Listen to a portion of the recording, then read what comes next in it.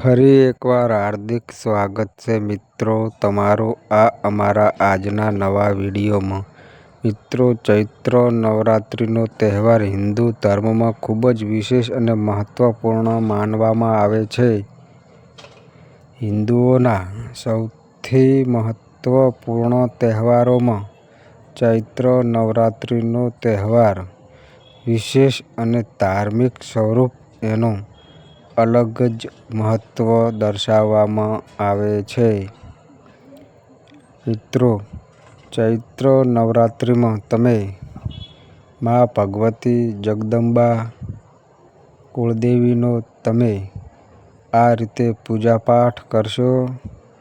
તમારા ઘરમાં તમારા જ્યાં દેવસ્થાન હોય, તમારું માતાજીનું મઠ હોય, તમારું માતાજીનું મંદિર હોય, ત્યાં આગળ તમે વર્ષમાં એકાદ વખત ચૈત્ર નવરાત્રિની આઠમ હોય, ચૈત્ર નવરાત્રિની બીજ હોય, ચૈત્ર મહિનાની ચૈત્રી નવરાત્રિમાં તમે આ રીતે અવશ્ય પૂજા કરજો.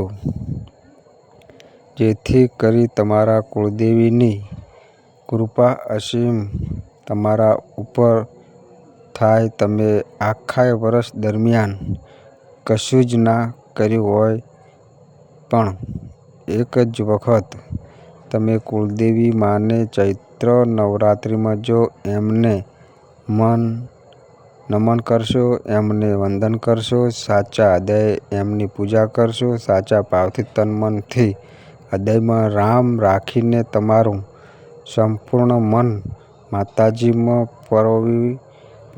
પરોવીમાં કુળદેવી માના મઠે મંદિર જઈ સાચી ભાવનાથી એમની વિવિધ રીતે જો પૂજા કરશો તો તમારા જીવનના તમામ દુઃખ ટળી જશે અને માની અસીમ કૃપા તમારા ઉપર થશે.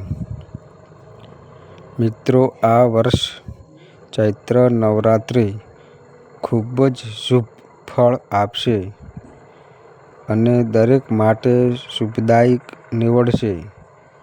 ચમત્કારિક ઉપાયો જો કરવા માગતા હોય, માતાજીની કૃપા માગતા હોય, તમારા ઘરના બધા દુઃખને દૂર કરવા માગતા હોય, આર્થિક સમસ્યાઓમાંથી નીકળવા માગતા હોય, તમારા ઘરમાં સુખ સમૃદ્ધિ ઐશ્વર્ય લાવવા માગતા હોય, ઘરમાં કલેશ દૂર કરવા માગતા હોય તો આપણા કુળદેવી સિવાય ઉદ્ધાર નથી.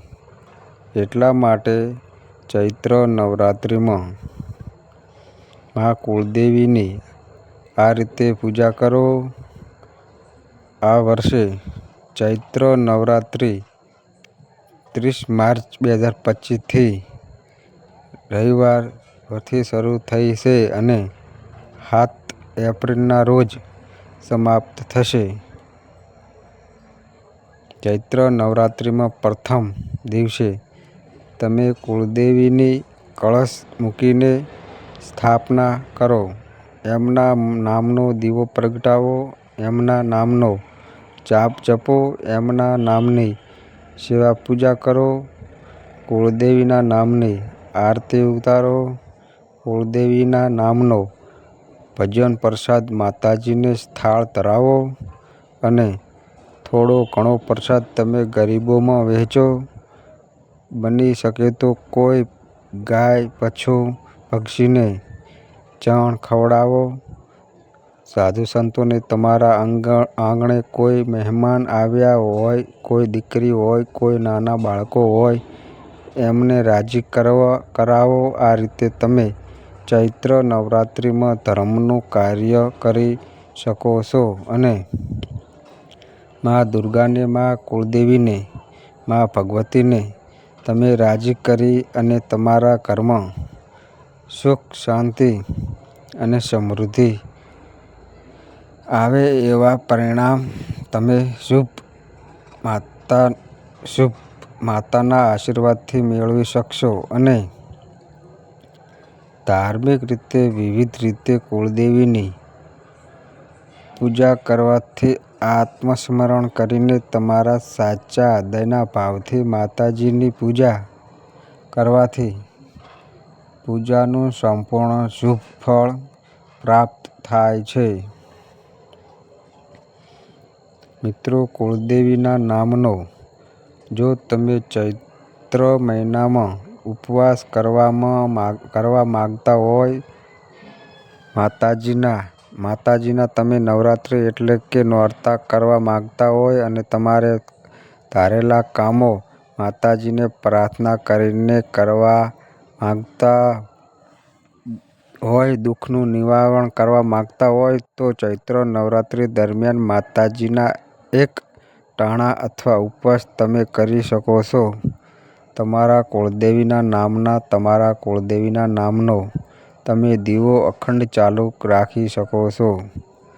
તમે કોઈ પણ વ્રત અથવા અનુષ્ઠાન કરો છો તો એ વિધિ પ્રમાણે તમે કુળદેવીના નામની સેવા પૂજા કરી શકો છો, પણ માત્ર તમારો ભાવ શુદ્ધ અને પવિત્ર નિર્મળ હોવા જોઈએ. આ વાતનું ધ્યાન રાખવું. બીજું, બ્રહ્મચર્ય પાળવું એ ખૂબ જ જરૂરી છે. જ્યાં સુધી તમે કોઈ પણ અનુષ્ઠાન કરો છો, મૌન વ્રત ધારણ કરો છો, સેવા પૂજા કરો છો, ઉપવાસ કરો છો, તમે માતાજીનો અખંડ દીવો કરો છો અથવા તમે માતાજીના મંત્ર જાપ કે અનુષ્ઠાન કરો છો, કરીને તેમનું તપ જપ કરવા માંગતા હોય તો તમારા મન વિચાર શુદ્ધ હોવા જોઈએ.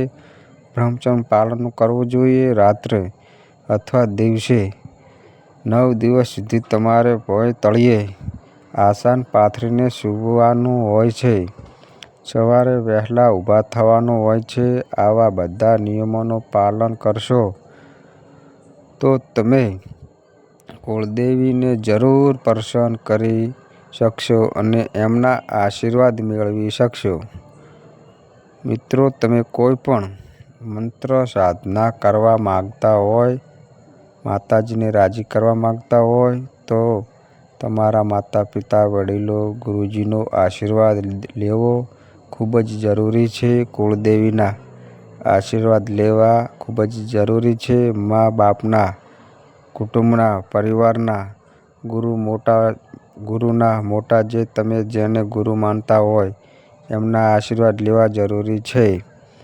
અને તમે જે કાર્ય કરવા કુળદેવીનું માંગતા હોય એમાં તમારો ભાવ બધાનું ભલું થાય એવો રાખજો. જેથી કરીને સર્વ જગતનું કલ્યાણ થાય એવો ભાવ રાખજો. જેથી કરીને કુળદેવીમાં ઝડપથી તમારા ઉપર પ્રસન્ન થાય અને તમને જીવનમાં સુખ શાંતિ અનુભવ, આનંદમાં રહો, મોજમાં રહો અને તમે માતાજીની સેવા પૂજા કરી તમે દરેકનું ભલું ઈચ્છો એવી હું આશા રાખું છું.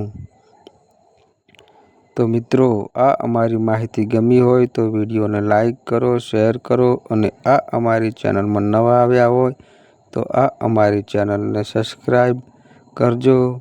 અને હું ભગવતી કુળદેવીને પ્રાર્થના કરું છું તમે બધા માતાજીના દિવસોમાં માતાજીની પરમ ભક્તિ કરજો, જેનાથી જીવન સફળ થઈ જાય એવી હું આશા રાખું છું. તો બસ મિત્રો, આજે આટલું. ફરી મળીએ એક નવા વિડીયો સાથે. ત્યાં સુધી બધાય મિત્રોને હર હર મહાદેવ.